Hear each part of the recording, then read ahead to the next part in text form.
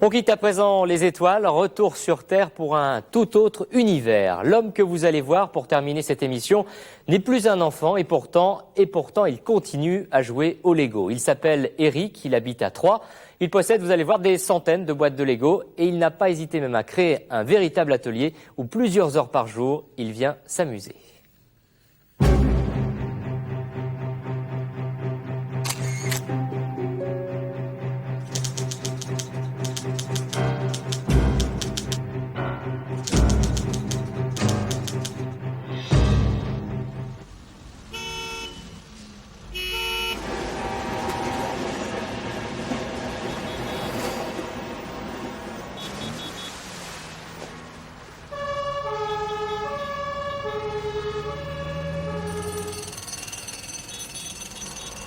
Ça a commencé quand j'ai offert les premières boîtes de Lego à mes enfants. J'ai trouvé ça passionnant, donc j'ai continué. J'ai dit, pourquoi pas en faire une collection? Donc j'ai continué. Un monde de petites briques colorées. Eric s'est plongé dans cette passion voilà 10 ans. Il construit, démonte inlassablement. De quoi faire pâlir un enfant, Eric possède plus de 900 boîtes de Lego.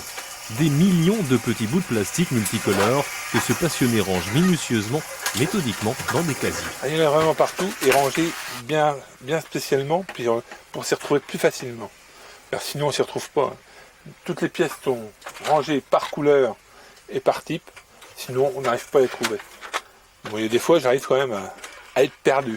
Mais il y en a partout, il y en a là, il y en a encore, même là, que là c'est que du technique.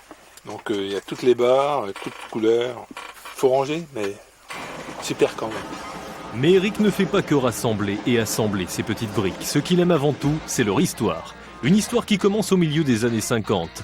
Un menuisier danois qui imagine un jeu de construction non plus en bois, mais en plastique. Une invention qui en moins de 5 ans allait révolutionner le monde du jouet et conquérir toute l'Europe. En France, la première boîte arrive quelques années plus tard. Elle vaut aujourd'hui plusieurs milliers de francs. Ça, c'est une boîte de Lego de 1955. Donc c'est les premiers Lego qu'on peut trouver, mais ça devient de plus en plus rare.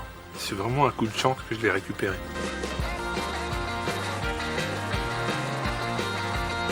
Les petits objets, c'est des vélos, des motos qui datent de 1956 et que c'était vendu aux enchères il n'y a pas tellement longtemps, 2500 francs la boîte.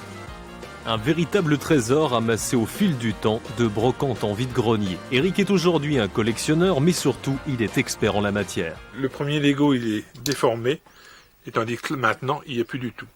Donc, quand il tombe, ça fait plus du tout le même bruit. Donc, je sais pas si ça va sur la table. Donc, ça fait vraiment du bruit différent. Car la matière plastique, elle a tellement évolué que c'est beaucoup mieux maintenant.